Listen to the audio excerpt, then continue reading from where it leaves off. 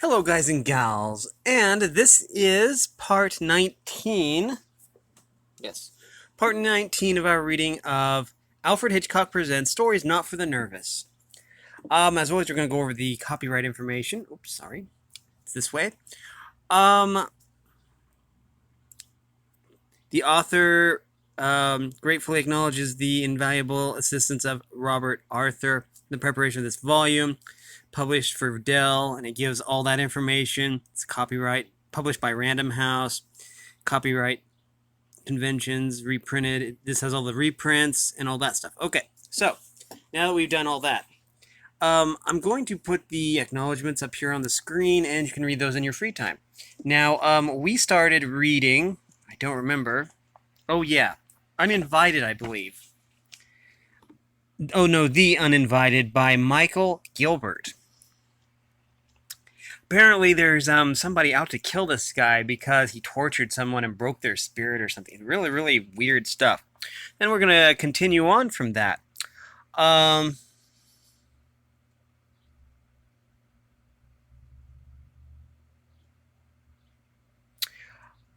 We're going to go back to a few paragraphs, basically because I haven't read in a week, and so I'm not sure exactly where we left off. So I want to make sure that we have everything. "Nice to see you," he said. "Grab a chair. Any trouble on the way up?" "No trouble," said Mr. Calder. "I don't think anything can start for another 2 or 3 weeks. They might have post-dated the item to put you off your guard." He picked up his own copy of the Times and reread the 4.5 lines of print which recorded that Colonel Joseph Winobin, the international expert on bacterial antibodies, had died in Klagenfurt as a result of an abdominal operation. "No," said Calder. "He wanted me to read it and sweat." It would be the established procedure to organize his own death, quote unquote, before setting on a serious mission. Mr. Fortescue agreed. He picked up a heavy paper knife and tapped thoughtfully with it on the desk. But it could be true this time. Winobin must be nearly 60. "He's coming," said Mr. Calder. "I can feel it in my bones. It may even be true that he's ill. If he was dying, he'd like to take me along with him." What makes you so sure?" I tortured him," said Mr. Calder, "and broke him. He'd never forget." "No," said Mr. Fortescue. He held the point of the paper knife toward the window, sighting down it as if it had been a pistol. "No, I think very likely you're right. We'll try to pick him up at the port and tag him, but we can't guarantee to stop him getting in. If he tries to operate, of course, he'll have to show his hand. You've got your permanent cover. Do you want anything extra?" He might, thought Mr. Calder. Mr. Calder. Wait a minute. He might, thought Mr. Calder, have been speaking to a customer. "You've got your normal overdraft. Do you want any extra accommodation, Mr. Calder? The bank is here to serve you." There was something at the same time ridiculous and comforting in treating life and death as though they were entities in the same balance sheet. "I'm not at all sure that I want you to stop him," he said.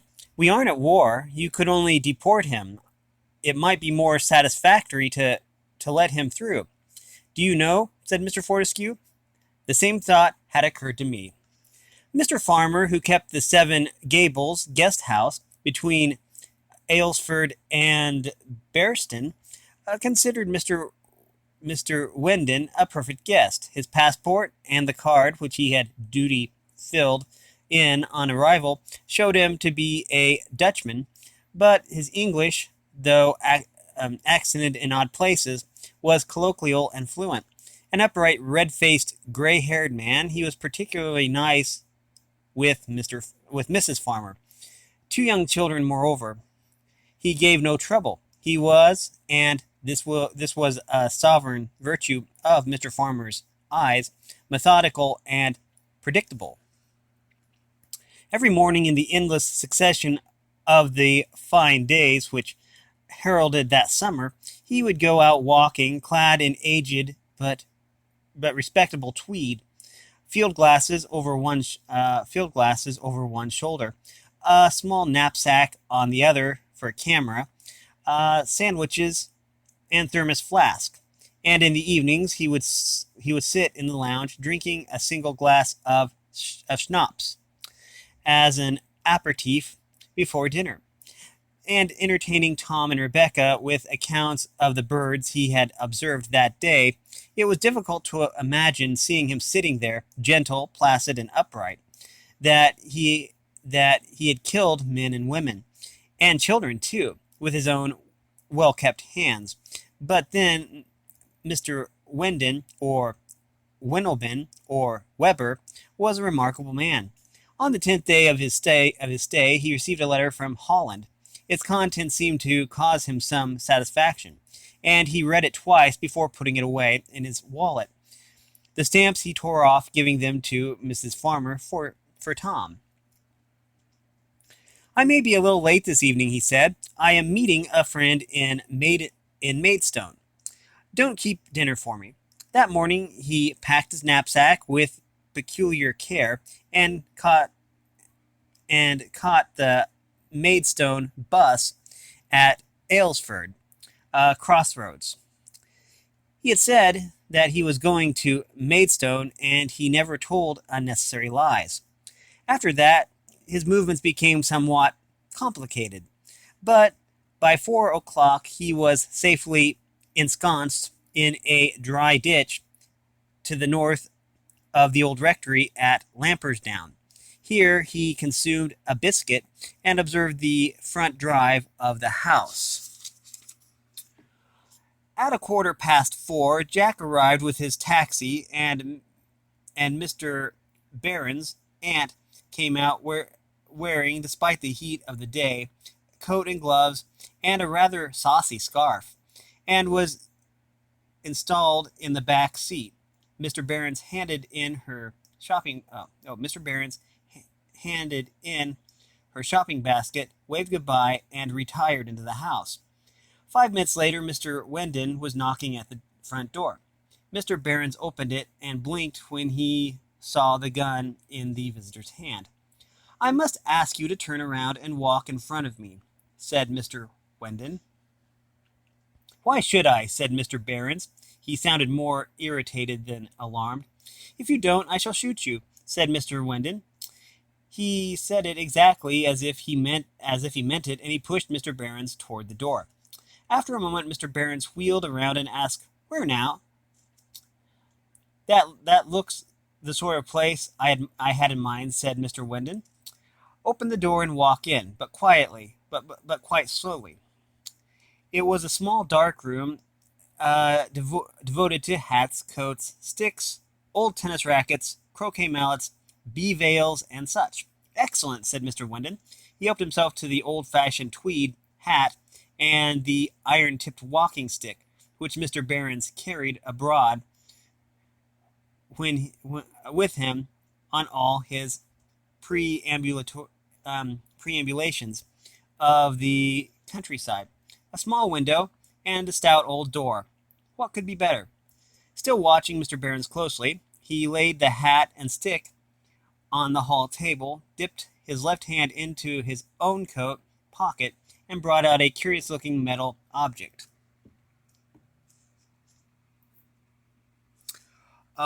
You have not perhaps seen one of these before. It works on the same principle as a Mills grenade, but is 6 times more powerful and is incendiary as well, and explosive. When I shut the door, I shall bolt it and hang the grenade from the upturned bolt.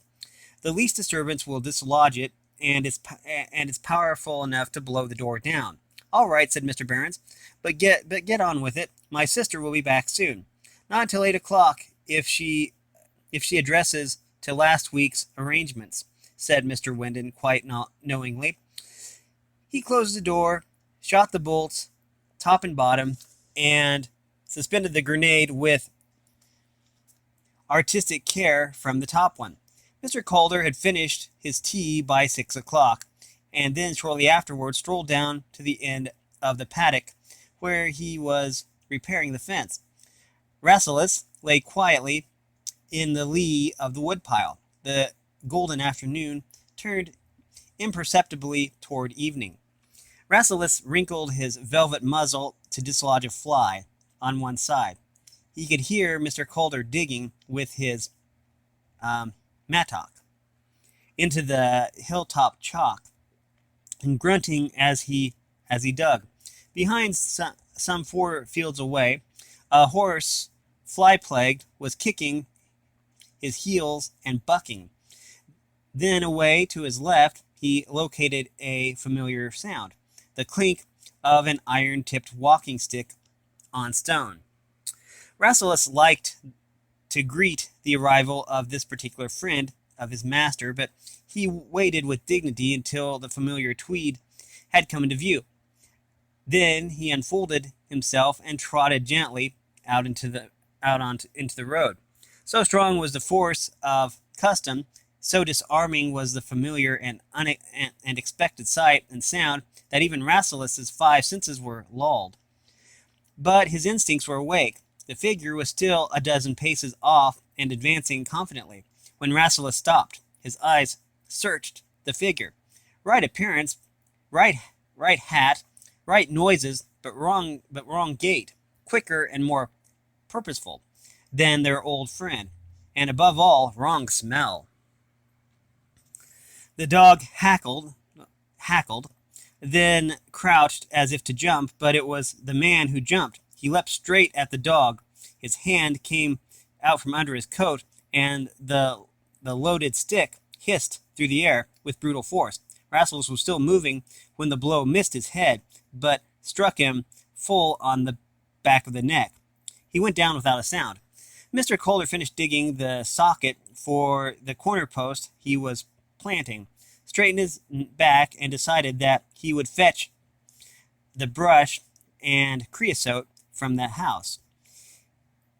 As he came out of the paddock, he saw the great dog lying in the road. He ran towards and knelt in the dust.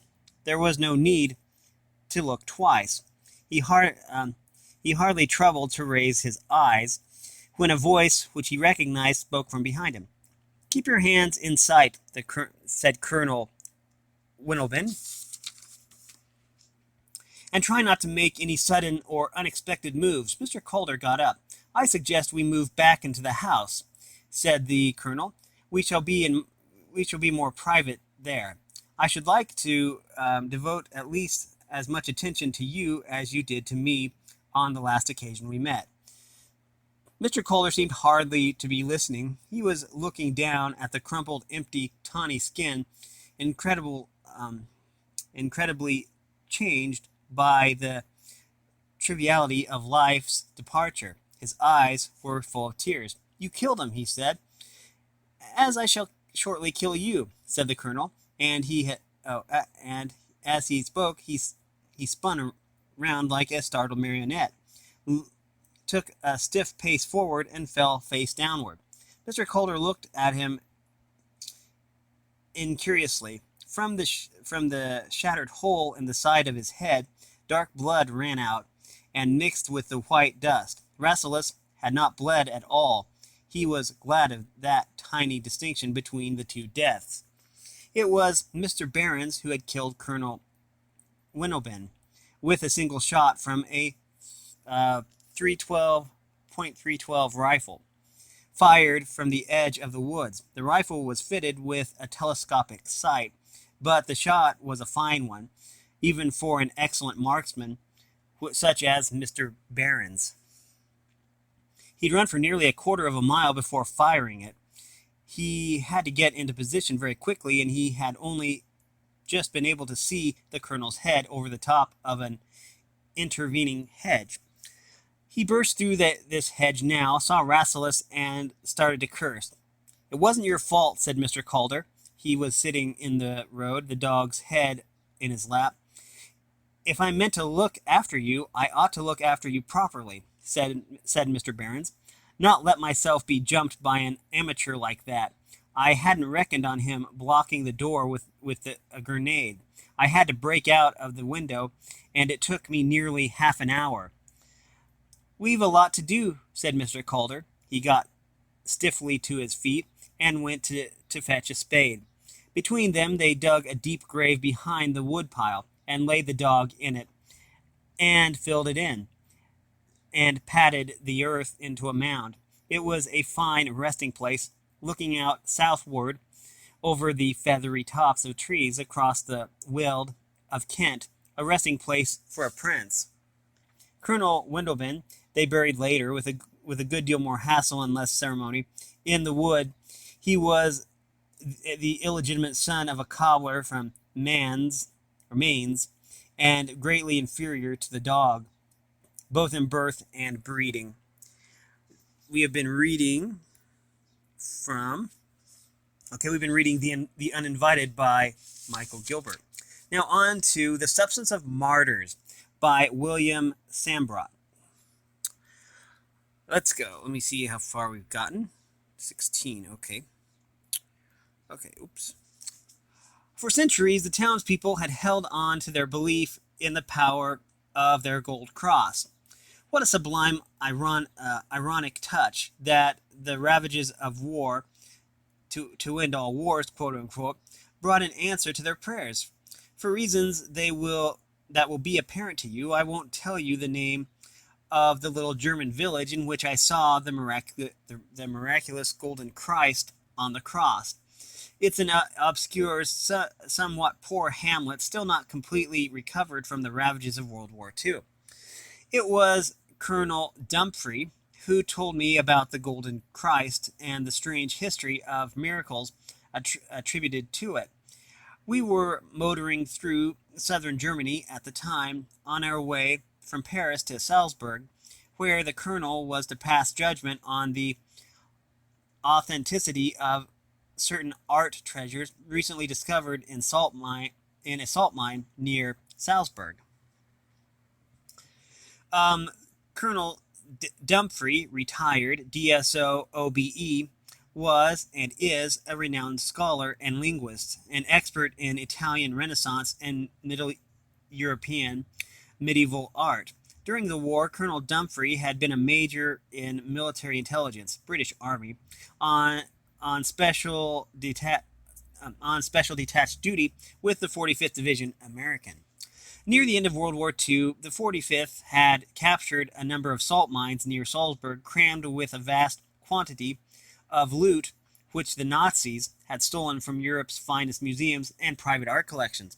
To this day, not all the treasures known to have been stolen by the Nazis have been recovered, so when the colonel was contacted in Paris and asked to give his expert opinion on the authenticity of the several pieces which had recently been found in those same dismal salt mines, he readily agreed.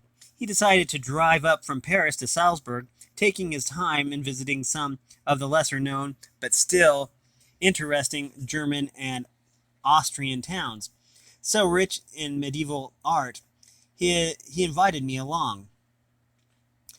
We were well into southern Germany, meandering through Christmas card villages, driving through a peaceful, sparsely inhabited mountainous country, when suddenly the colonel slowed as we approached a road sign.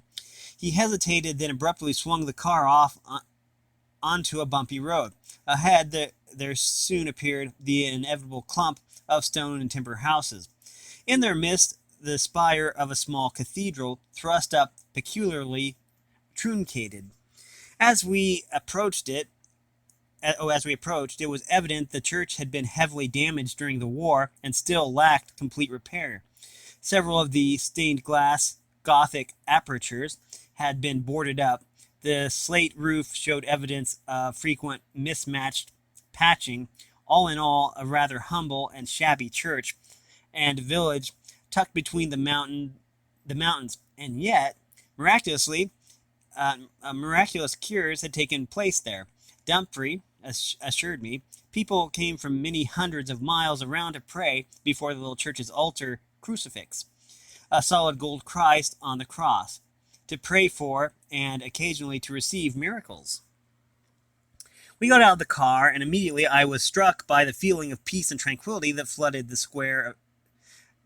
The townspeople smiled at us, moved quietly in unhurried calm. Most of them were going to and from the church.